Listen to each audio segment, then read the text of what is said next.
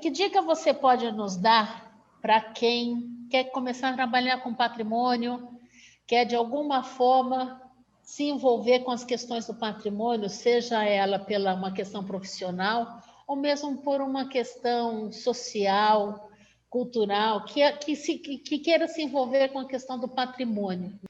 Eu acho que para tentar responder essa pergunta, eu acho que eu pensaria em dois grandes caminhos e que são caminhos paralelos e complementares.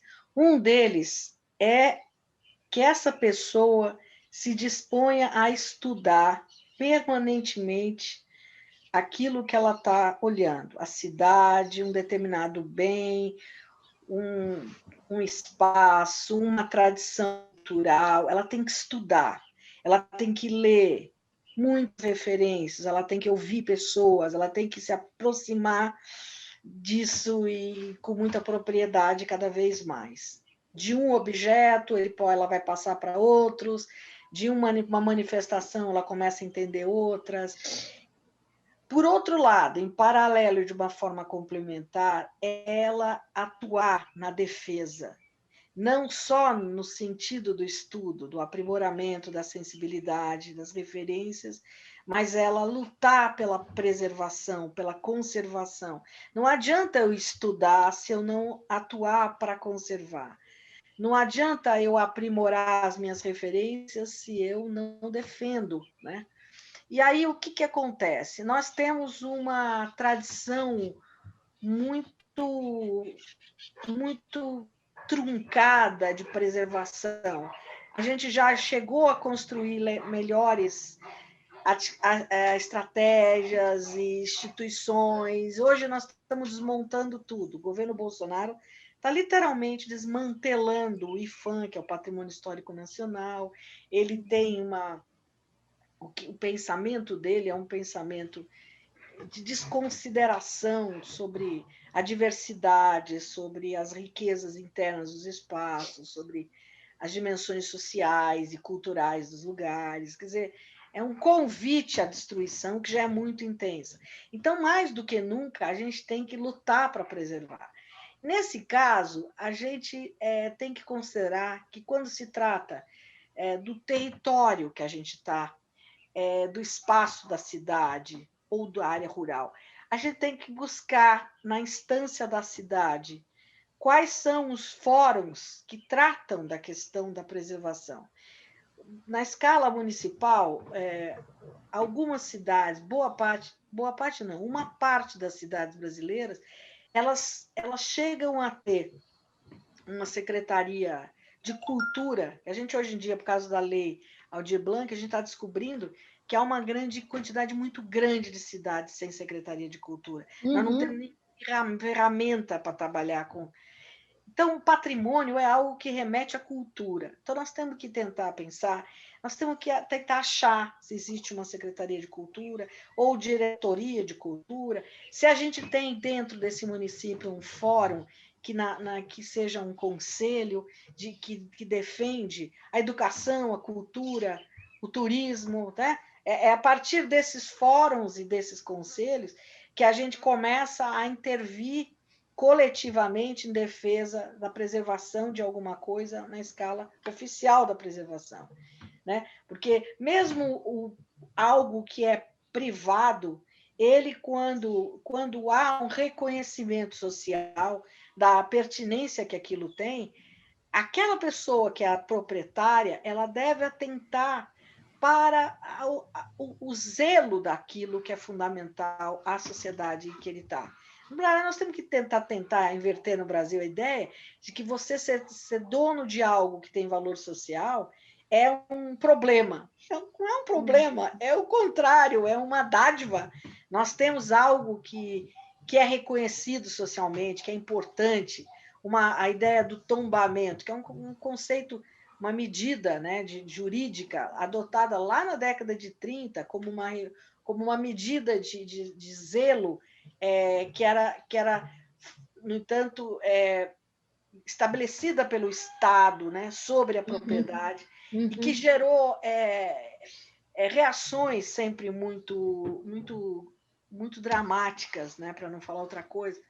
Então, você, na verdade, só conseguia preservar aquilo que era bem público, você não conseguia preservar o que era bem privado, porque a forma como incompleta de tratar essa questão, nós temos que mudar essa maneira, nós temos que fazer as pessoas entenderem que ter algo que é significativo para a sociedade é uma riqueza, não é o contrário, não é uma sina, ou seja, isso me referindo à questão de bens materiais, mas e dos bens imateriais?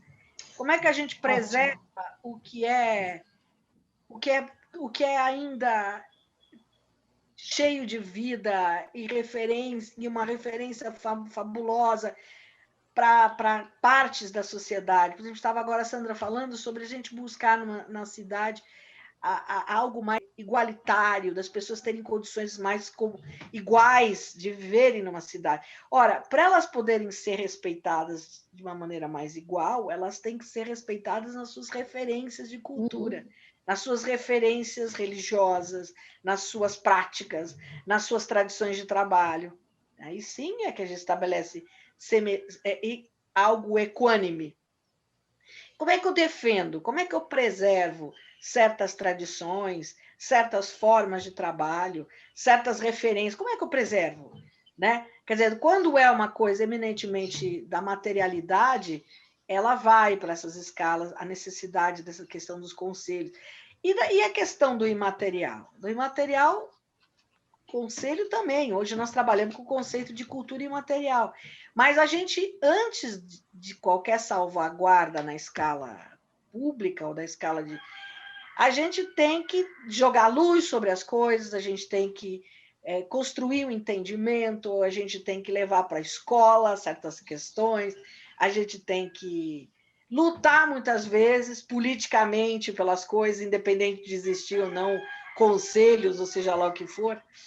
Então, para a pessoa trabalhar, para a pessoa se inserir no campo da preservação, ela há de juntar a ampliação constante do seu conhecimento e da sua sensibilidade com a sua luta pela manutenção, pela conservação, pela preservação do que é a questão que precisa ser daquele legado, seja ele material ou imaterial, seja através de uma luta por conselho, seja através de uma luta pela educação, através da estrutura educacional, através da imprensa. Eu usei o turismo. O que eu fiz? Ora, eu soltei 17 totens em 17 praças da cidade, trazendo referências sobre a riqueza do que se acercava aquelas 17 praças. Antes e depois, né? Antes e depois. Antes e depois, no passado e no futuro. Aquelas coisas não estavam lá, elas eram fundamentais. Quer dizer, então eu estou, através da educação patrimonial, como a gente fala, chamando a atenção para as pessoas da riqueza daquilo e construindo, pelo turismo, várias coisas. Roteiros, guias, mapa, folheteria, tantas coisas que nós fizemos com o turismo. Trabalhávamos na rádio, com um programa de rádio falando dos espaços. Nossos desdobramentos que a gente foi tendo foram enormes, porque passamos a estudar monumentos, passamos a estudar instituições, passamos a ser chamados para levar o turismo. Então, quem quer entrar para a área de patrimônio, estuda e luta. Estuda e luta. Num bate-pronto assim, bem rapidinho. Patrimônio imaterial é? Imaterial? Isso. O patrimônio imaterial, ele tá definido na Constituinte de 88. O patrimônio imaterial diz respeito às formas de fazer, às formas de trabalhar, às formas de pensar. Ela está na escala da produção das referências de cultura. Tudo que o brasileiro gera como referência tem para ele como tradição, tem para ele como manifestações religiosas, étnica, gastronômica. chama-se patrimônio imaterial.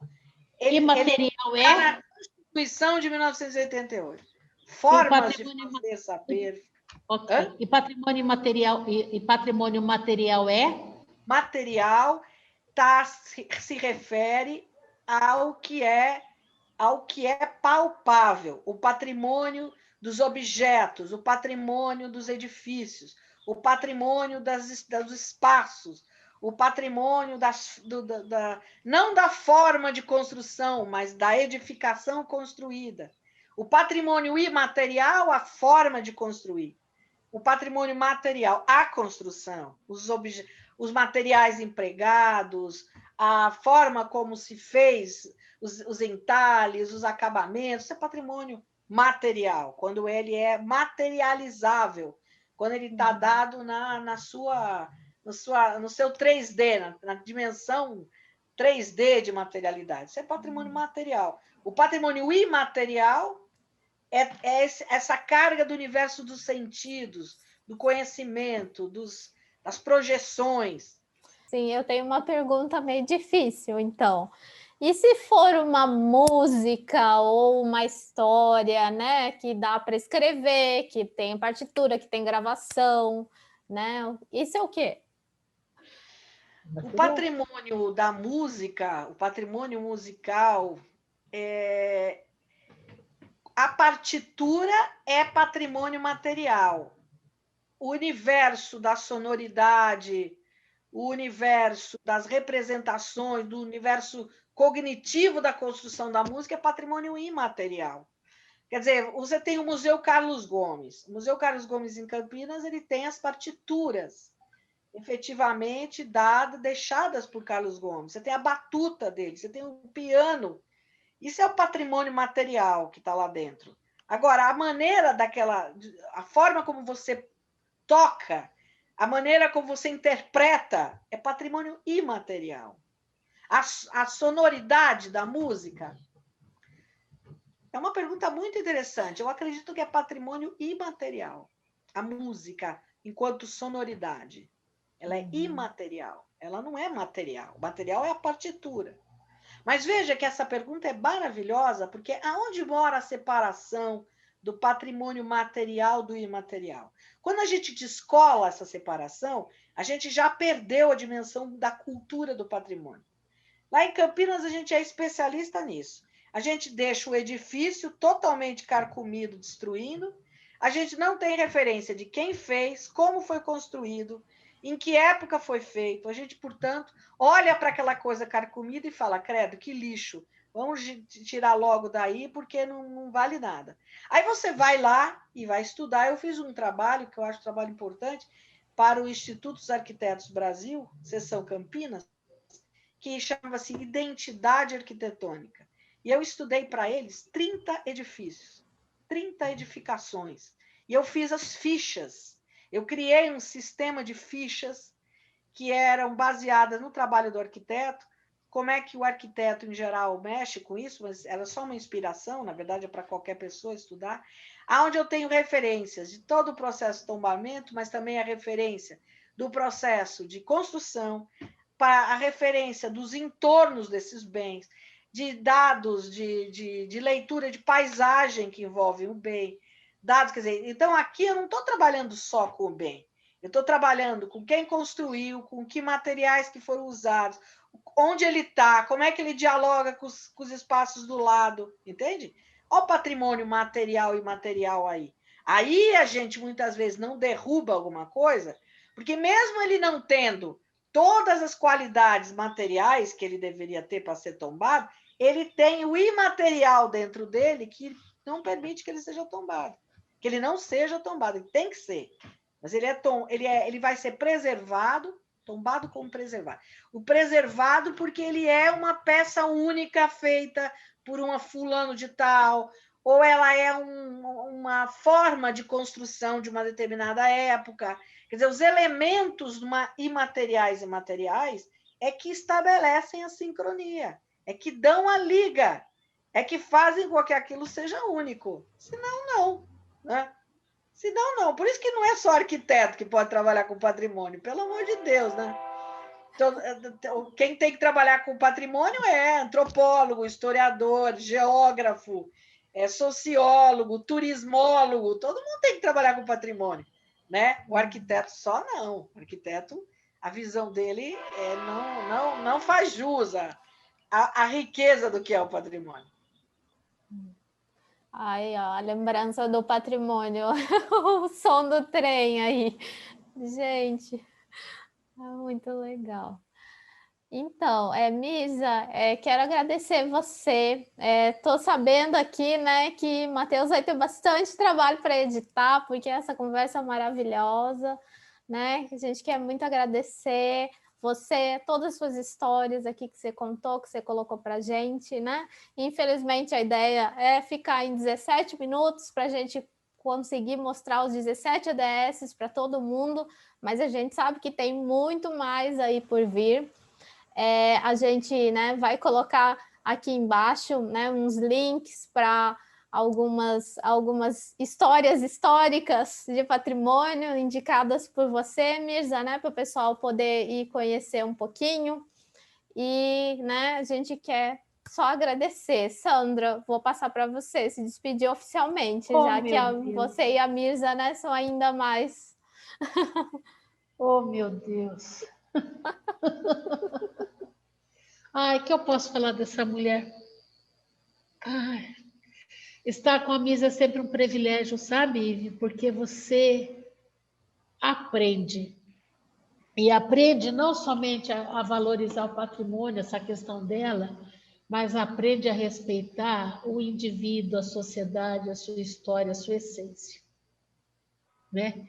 E a Mirza faz esse trabalho com uma paixão, com uma devoção, como poucos. Como poucos. Ela se envolve emocionalmente com esse trabalho. Não é só uma questão financeira, uma questão profissional. Existe um envolvimento emocional profundo, profundo, de uma sensibilidade única. Isso brilha os olhos dela. Isso salta os olhos dela. Isso enche o coração dela de esperança, de amor, e essa esperança, esse amor, isso reverbera, sabe? Então, ela tem um olhar para além da cidade, é olhar para as pessoas.